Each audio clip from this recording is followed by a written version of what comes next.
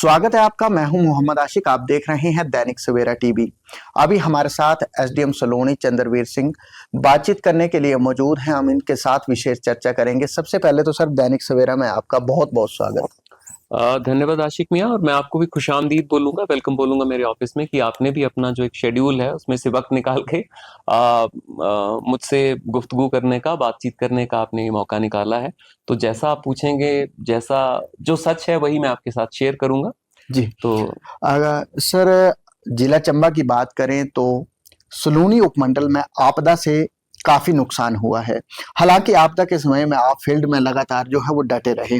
आपकी टीम ने आपने आपदा में कैसे काम किया और इस आपदा से क्या कुछ सीखने को मिला? क्योंकि जब भी कोई आपदा आती है तो कुछ ना कुछ इंसान के पास एक्सपीरियंस आता है। तो इस आपदा का क्या एक्सपीरियंस मिला है आपको? इस तरह की आपदा एक प्रशासक होने के नाते तो हमने भी पहली बार देखी। इसमें एक वक्त ऐसा आ गया था कि हमें खुद लगने लगा था कि लोगों की रक्षा, लोगों की सेफ्टी तभी कर पाएंगे अब हम खुद जिंदा रहेंगे। मतलब एक वक्त ऐसा भी आ गया था जी कि मेरे रेजिडेंस के आसपास का पहाड़ भी दरकने लगा था।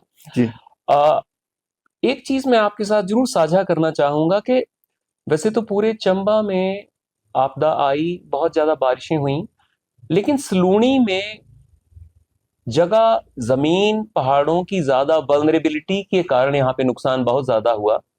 सलूनी क्योंकि एक फार फ्लंग एरिया है, परले एंड का एरिया, तो इस तरफ ध्यान नहीं भी जाता ज्यादा। लेकिन जो मैक्सिमम मकान जो गिरे वो लगभग हमारे ही गिरे। इसमें से लगभग 300 से ज्यादा मकान तो हमारे रिपोर्ट हुए जो गिर गए।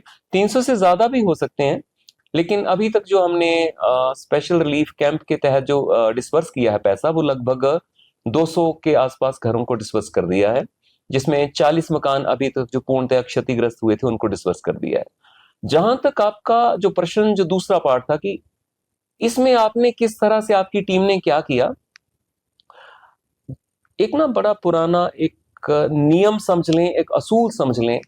जब चीजें बहुत मुश्किल हों, आपको कुछ ना दिख रहा हो, तो बड़ी ज्यादा स्ट्रेटजी आपके काम नहीं आती। उस समय एक एक एक इंग्लिश में हम बोलते हैं उस बैक टू बेसिक्स, जी आधारभूत कार्य करना होता है। तो पहला कार्य हमारा ये था कि किसी भी तरह से सड़कें खुलवाई जाए। जी सबसे पहले हमारी टीम थी, उसमें हमारे साथ फिर एक्शन पीडब्ल्यूडी की तरफ से हमारे हिमांशु जी थे, पीडब्ल्यूडी से एसडीओ साहब, मेरे अपने तहसीलदार अभिराय सिंह ठाकुर, मेरे तीनों नायब तहसीलदार, साथ में बीडीओ साहब।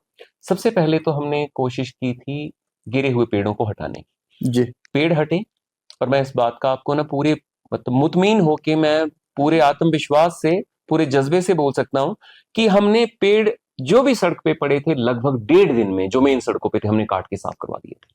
कुछ जगह हम नहीं भी कटवा पाए जो थोड़ी फार फ्लंग एरियाज थे, जी लेकिन जो मेन सड़कें जो कि एक तरह से आपकी जीवन रेखाएं हैं सलोनी की, वहां के पेड़ हमने 1.5 दिन में साफ करवा दिए। जी दूसरे फिर हमने फोकस किया पीडब्ल्यूडी माध्यम पे। उसमें मैं एसटीओ हिमांशु वर्मा जी का बहुत धन्यवाद भी रहूंगा। उन्होंने अपनी टीम को दिन रात जागरूक रखा। मैं खुद उनके साथ जाता था, उनके जेई साहब खुद चले होते थे, और जितनी जेसीबीज लग सकती थी हमने लगाई। अभी हम इन चीजों से होके गुजर ही रहे थे कि ऑनरेबल सीएम साहब ने यहाँ विजिट किया चंबा में, और उन्होंने, उनके सामने डीसी साहब ने हमारी तरफ से प्रॉमिस कर दिया कि पूरे चंबा में जो हमारे श्रद्धालु फंसे हुए हैं उनको सलूनी एरिया से होते हुए आ, ये पदरी जोत से निकाल के हम उनको भद्रवा तक पहुंचाएंगे। ये हमारा प्रॉमिस कर दिया। अब डीसी साहब ने बोल दिया तो फिर तो हमें करना ही था दिन रात।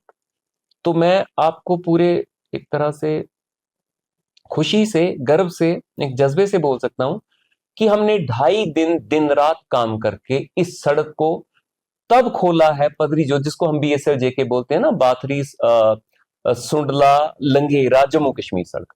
हमने इस सड़क को खोला, और हमने सुबह 4 बजे पहला यात्री जम्मू कश्मीर गवर्नमेंट को सौंपा 1 सितंबर को।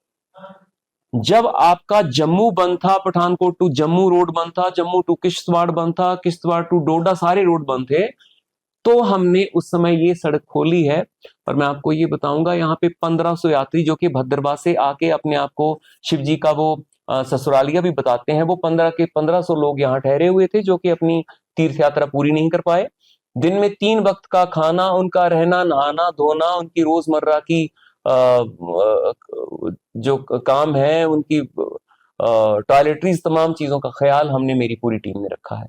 मैं अपने मुंह से कोई एक तरह से बड़बोलापन नहीं बोल रहा हूं मैं, जी पर ये काम वो है जो हमने किया है और जिसको प्रशासन ने भी सराहा है और लोगों ने भी काफी हद तक सराहा है। जी ऐसे दुखी लोग तो कई बार उनके मुंह से हो सकता है कि फिर सराहनीय अल्फाज ना निकल पाए, जी लेकिन फिर भी हमने एक हफ्ता 1500 लोगों को यहाँ बिना किसी नुकसान के रखा है। 400 मकान गिरने के बावजूद भी मैं आपको ये खुशी से बता सकता हूं कि उन मकानों के गिरने के कारण कोई भी मृत्यु नहीं हुई। जी एक मृत्यु नड्डल एरिया में हुई, वो केवल एक महिला की, जो दोपहर को 4 बजे अपनी गौशाला की तरफ जाते वो कीचड़ जिसको स्लरी बोलते हैं उसमें फंस गई थी। उसके अलावा यहाँ पे ऐसा कुछ नहीं हुआ। सड़कें एक हफ्ते के बाद तो पूरे सेंटर से और स्टेट गवर्नमेंट से टीम्स यहाँ आके विजिट कर रही थी। एक एक टीम को मैंने खुद वो घर विजिट करवाए हैं। रास्ते टूटे जरूर थे लेकिन हमने उनको चलने लायक बना दिया था। तो 31 अगस्त को खत्म हुई इस आपदा के अगर आप 10 दिन बाद यहाँ देखते तो जिंदगी रोजमर्रा की तरह नॉर्मल हो चुकी थी। बाकी रहा कंपनसेशन का सवाल, वो तो एक लंबी प्रक्रिया है, उसमें हम आधा काम कर चुके हैं, आगे भी करते रहेंगे। और इसमें कोई रुकावट आती है, हमारे ही फिर से कोई डिपार्टमेंट का व्यक्ति अगर किसी तरह से किसी बेनिफिशियरी के घर जाके कोई रुकावट डालने की कोशिश करता है, मेरा ऑफिस हमेशा खुला है, मेरा फोन हमेशा खुला है, मुझे शिकायत कीजिए, मैं इस समस्या का समाधान दिल से करूंगा। और इतना आप लोगों को भी थोड़ा आइडिया होगा कि इस तरह से कोई समस्या, देखिए जब आपदा आती है तो समस्या तो होती है। बिल्कुल हमने 3 दिन के भीतर लोगों के घरों में गैस भी पहुंचा दी थी, कुछ जगह तो पैदल भी पहुंचाया है हमने। जी थोड़ा बहुत लोगों को पैदल चलना पड़ा गैस की आपूर्ति के लिए, लेकिन पुराने गांव के लोग हैं, थोड़ा बहुत पैदल चलना भी पड़े तो मुझे नहीं लगा कि उनके दिल पे बुरा लगा होगा। जी अच्छा सर, अभी भी सर्दियों का मौसम है, ऐसे में सर्दियों के मौसम में किस तरीके से तैयारी रहेगी, टीम वर्क कैसा रहेगा? क्योंकि एक आपदा से कई बार बर्फबारी होती है, काफी ज्यादा नुकसान होता है, कई तरह की कठिनाइयां होती हैं, तो सर्दियों के सीजन में किस तरीके से काम करेंगे? सर्दियों के सीजन में काम करने की जो कार्य प्रणाली है वो पूरी तरह से बरसात में हुए नुकसान से कोई अलग नहीं होगी। भगवान ना करे, खुदा ना खास्ता कि बर्फ इस तरह से गिरेगी बरसात के जैसा कोई हमें इस तरह से एक कोई कैलेमिटी हमको फेस करनी पड़े।